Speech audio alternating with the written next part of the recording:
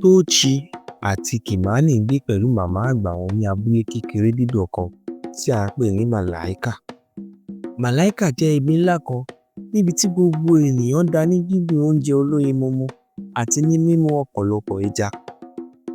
Àmọ́ lọ́jọ́ kan, ohun kan tó bani nínú jẹ́ ṣẹlẹ̀. Ojú ọ̀run gbẹ, òjò kò sì rọ̀ mọ́. Ẹ̀rù bà àwọn ará abúlé. Wọ́n ní, bí òjò kò bá rọ̀, òǹgbẹ yóò gbẹ àwọn oko wa, a kò sì ní rí oúnjẹ jẹ. Àwọn àgbàlagbà àti ọlọ́gbọ́n jùlọ ní abúlé náà sì ní ìpàdé ńlá kan. Wọ́n béèrè lọ́wọ́ Nyami ọlọ́run odò fún ìrànlọ́wọ́, ṣùgbọ́n Nyami kò sọ ọ̀rọ̀ kankan. Ní ìgbà náà, ọ̀kan nínú àwọn ọlọ́gbọ́n dìde dúró ó sì wí pé, mo rò pé olùtọ́jú òjò ní ó ṣe òjò bó. Ẹnu ya gbogbo ènìyàn. Olùtọ́jú òjò dàbí ènìyàn àràmàǹdà. Kò sí ẹnìkan tí ó mọ ibi tí ó ń gbé. Tochi àti Kimani wà ní ìpamọ́ nítòsí ìpàdé àwọn àgbàlagbà àti ọlọ́gbọ́n yìí. Wọ́n ń gbọ́ ohun gbogbo tí wọ́n ń sọ. Àwọn ọmọdé méjì jẹ́ akọni.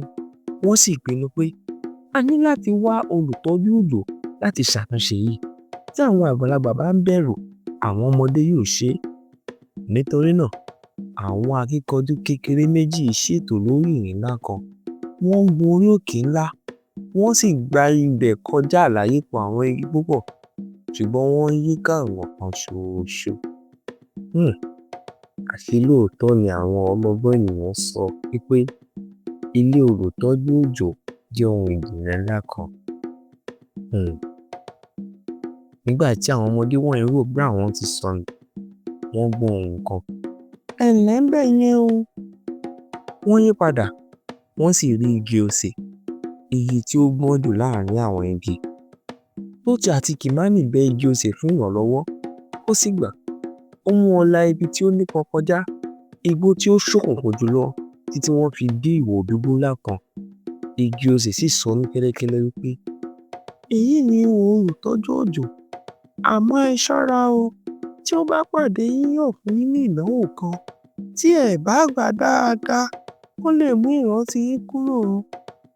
Àwọn ọmọdé bẹ̀rù díẹ̀, ṣùgbọ́n Kimani mí kanlẹ̀, ó sì sọ wípé, a lè ṣe é. Wọ́n tẹsẹ̀ wọlé. Nínú ìwò àpáta náà, wọ́n rí ìmọ́lẹ̀ tí ń tàn, tí ń dán bí igi ńlá tí ń tàn yòò. Wọ́n rìn sínú ìmọ́lẹ̀ náà. Wọ́n sì dúró láti wo ohun tí yóò ṣẹlẹ̀. Lójijì, olùtọ́jú òjò farahàn. Ó dàbí ìkùukù díẹ̀ tí ojú rẹ̀ gbóná. Àwọn méjèèjì yìí fòyà, ṣùgbọ́n Kimani tètè ṣí ọkàn lé. Ó sọ pẹ̀lú ìgboyà wípé, abúlé wa wà nínú ìṣòro. Òjò ti dúró. Àwa sì rò pé ìwọ ló fi òjò wó. A nílò láti mọ bí a ṣe lè jẹ́ kí òjò rọ̀ lẹ́ẹ̀kan sí i, kí oúnjẹ wa lè dàgbà. Olùtọ́jú òjò náà sọ pé, èmi yóò sọ fún ọ. Àmọ́ o, ní àkọ́kọ́, o ní láti dáhùn àníyàn mi. Àwọn ọmọ náà sì gbà. Olùtọ́jú òjò náà béèrè, mo fún ọ ní afẹ́fẹ́ láti mí, ìbòjú kúrò nínú oòrùn, àti ilé fún àwọn ẹyẹ. Ṣùgbọ́n àwọn ènìyàn gé mi lólè. Kí ni mí?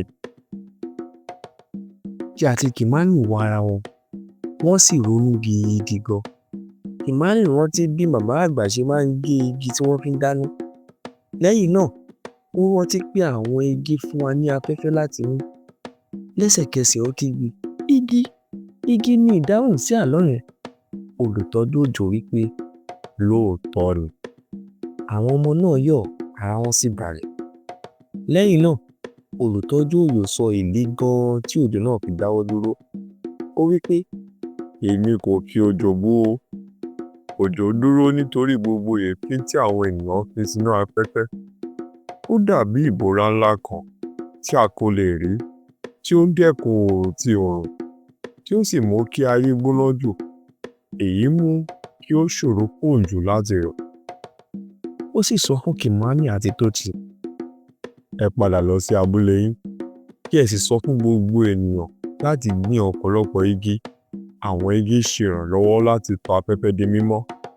Bákan náà, sọ fún wọn pé kí wọ́n dẹ́kun lílo àwọn nǹkan tí ó mú èéfín wá. Àwọn ọmọ méjèèjì yìí súré tètè padà lọ sí Malaika. Wọ́n sọ fún gbogbo ènìyàn ohun tí olùtọ́jú òjò sọ. Àwọn ará abúlé náà tẹ́tí sílẹ̀ dáadáa.